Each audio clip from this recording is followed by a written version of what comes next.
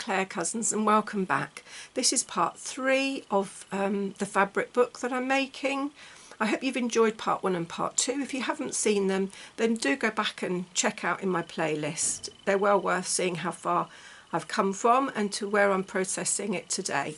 So come and see what I'm doing at my desk. Okay, what I've started to tack these pieces on now. I've only got one pin left, and that's just to hold the rickrack, because the rickrack is quite hard to tack actually. So that's just there waiting. Now on this side here, I've got tacking thread, which is a really loose spun thread, so you can pull it out and it will just snap and break and not damage your work. So I'm just going to pop a big stitch into the flower there. And then because I've got the 3 layers, I'm just going to go through all 3 layers and just do a simple big running stitch, taking the pins out as I go. As I say, these will be removed at the end. So I'm going to do this to all my panels, and then that makes it easier for me to enjoy the hand embroidery sitting in front the telly this evening. I'll come back and show you how I'm getting on. I'm just going to show you some of the things I'm just doing. I've already done a chain stitch down this edge here using a variegated green to purple hand dyed thread. I'm now going to do that down here as well. So the chain stitch is come up and you just go into the fabric. Then you come up and you make sure that this thread is underneath the needle. Then you pull up, not too much. I've pulled up too much. So if you do that, just loosen it off, and then you can position it where you want it to go. Now because the colour is so close to what I'm using, you might not see what I'm doing, but you're going to go down, you're going to come up, make sure the thread's underneath the needle, and then you pull up. And I'm going to do that all the way down to the bottom.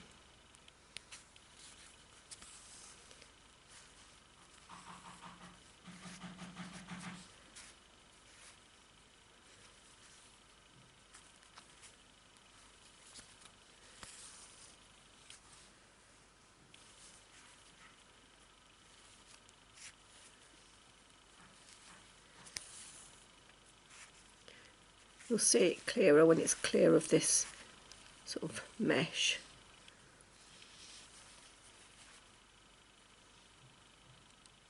So in the chain, pull up, make sure that loop's underneath that needle.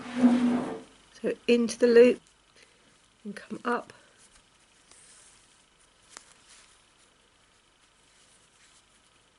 Into the loop and come up. When you get to the end, you pull that down and then just sew over that last loop to hold that last loop down. Like that. Right, I've done a running stitch with a variegated perlé down here, but I've left a little gap, as I say, it's a running stitch, and I've decided I'm going to put some little beads in those gaps. And the beads I've got, they're a mixed pack.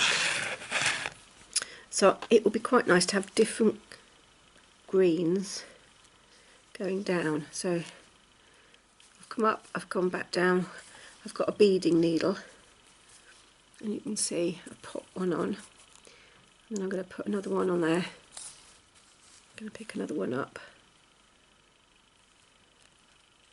This time gone for a slightly darker thread, and then come up to the next one.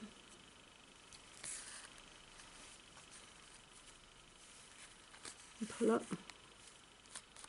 and I'm using a green thread so it kind of blends in. Then I'm going to try and find another one, a different shade again, slightly darker.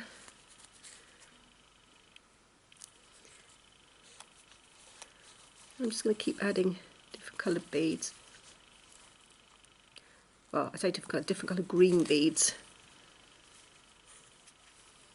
And I'll come back and show you how I've got on. Right, on this one I've decided to do a stem stitch to hold that patch down. what I'm doing is I'm sort of, this is the direction in which I'm going, but I'm kind of almost going back. It looks like I'm going back on myself because you go in and then you kind of go back like that, and it gives you this really nice, this is really good if you've got a variegated, this isn't variegated, but if you have a variegated yarn, this is really good for a variegated yarn, and it gives you a nice thickish stitch. And I'm just using a single strand of a 6-stranded thread, embroidery floss or thread, depending on where you are.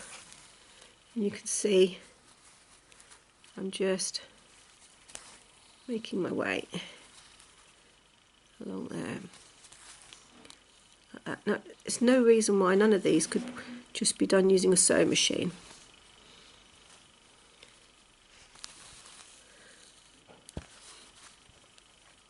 What I might do, I might put a little bead on that corner. Let's see if my needle will go through one of these beads.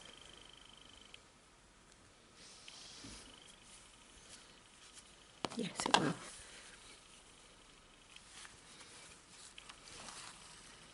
That's nice, just a little bit of decoration there. And I'm going to work my way all the way around.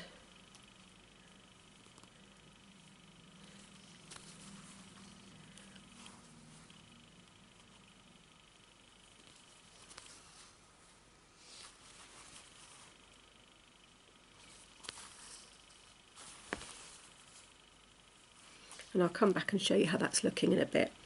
In the meantime, what I'm going to do is I'm going to show you that here I'm going to got a button that I think will bring that out nice, and I was going to sew that button on there.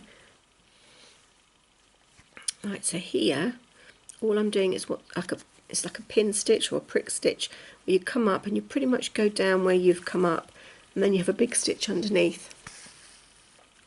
And I'm just doing a little tiny stitch on top just to hold this piece of embroidery on gaze lace down.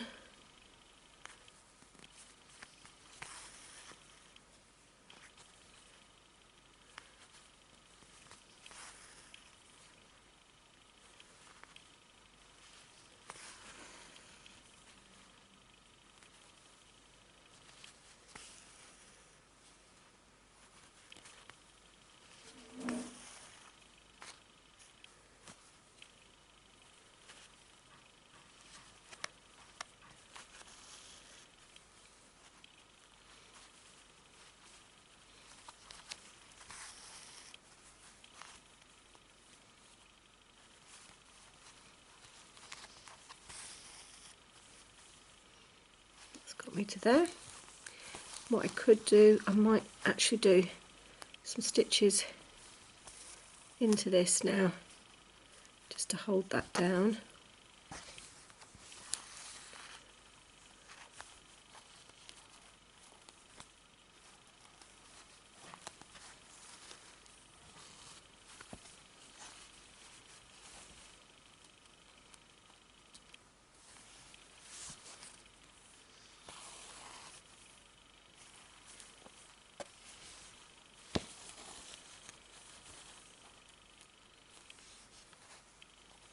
Again, these are just tiny stitches on the top and then bigger stitches underneath.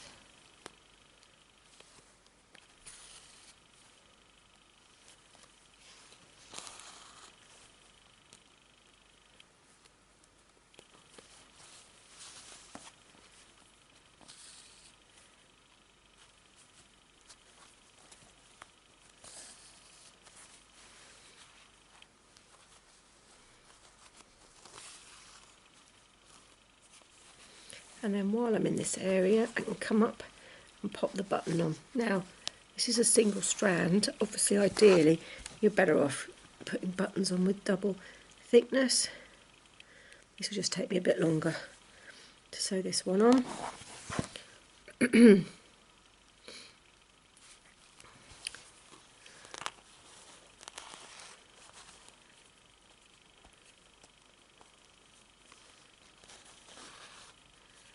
And just coming up and coming down.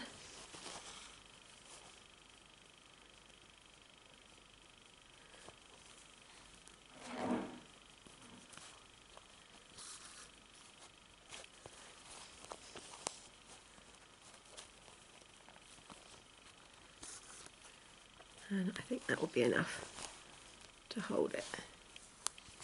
Knock that off.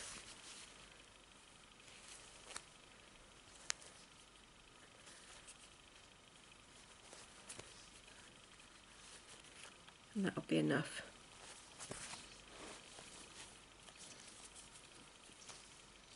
So I'm going to carry on with my slip stitch and my beads around here. I'm then going to sew on my rickrack. I think what might be quite nice would be to remove this tacking here now.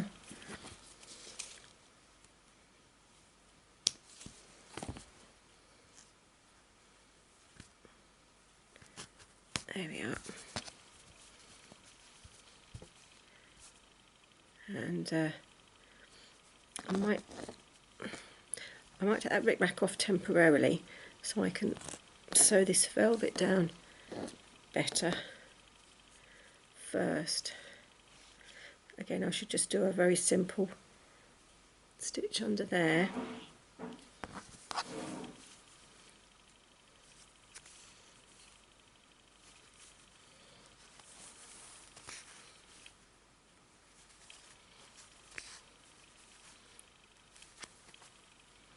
Like that.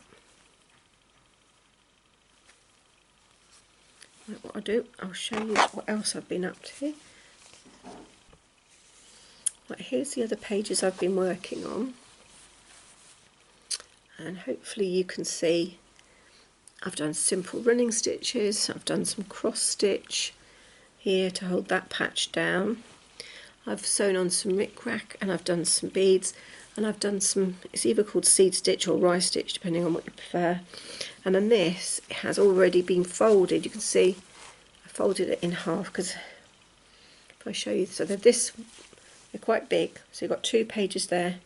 You fold it in half to get the size I want, and then that means none of the stitches appear on each side. And then once I've done that, you can see I've already started to do a blanket stitch all the way around. So the blanket stitch, I've done this one as well. Let me show you this one. So again, simple cross stitches, I pop some buttons on, simple running stitch. This stitch is a running stitch, and then you kind of wrap the thread around it. And there's the same stitch here, put in a chunkier yarn. And then on this side, I've done the chain stitch again around there. Stitch my rickrack on, cross stitches. This is a running stitch with that looping thread. It's a really nice stitch actually. I ought to show you that one.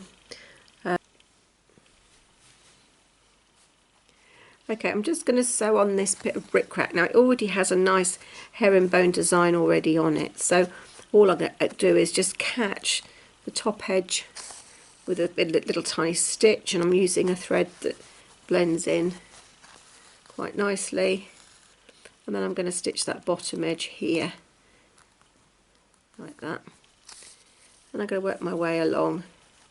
And because it's going to cover this seam, I need to make sure I keep lining it up and covering that bit of velvet as I go.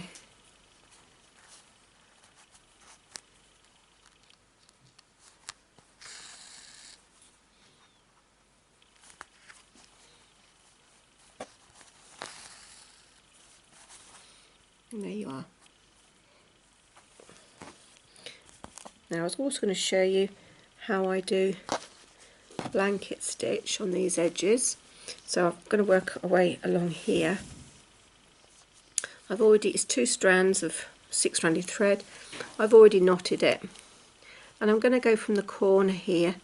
So I'm actually sewing inside, so the knot's hiding in the corner, and it keeps that corner nice and neat. I've also found that if you try and work your way around the corner, if you don't stitch into that corner, you can end up with it curling.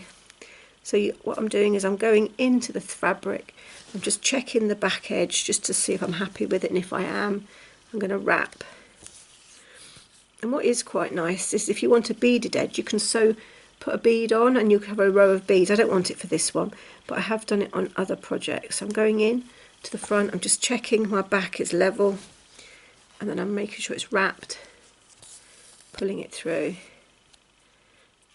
And the way I've measured my thread is I've measured the thread once for one length, and then I make sure I do that so it's 3 more times. So 1, 2, 3, and that should be enough to get me to the end. You do it too long though, because sometimes the thread can get a bit thin and weak by the time you get to the end.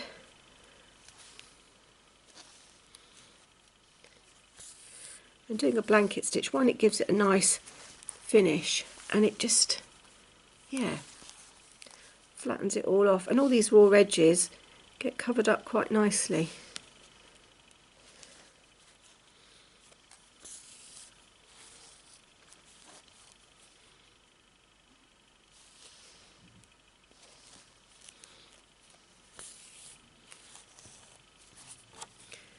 So I'm putting it through from the front where I want it to be, double checking the back, wrapping the thread round, and then pulling up.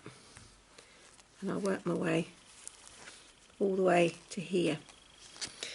What I will end up with is I will end up with an open, this bit will be open still, and what I'm going to do is again, I might put a piece of ribbon on there, we'll see, I haven't decided the method in which, but at some point I will actually have to sew the front and the back together through this section here, some kind of invisible stitch. It might be that I use invisible thread, might be the way to go for that.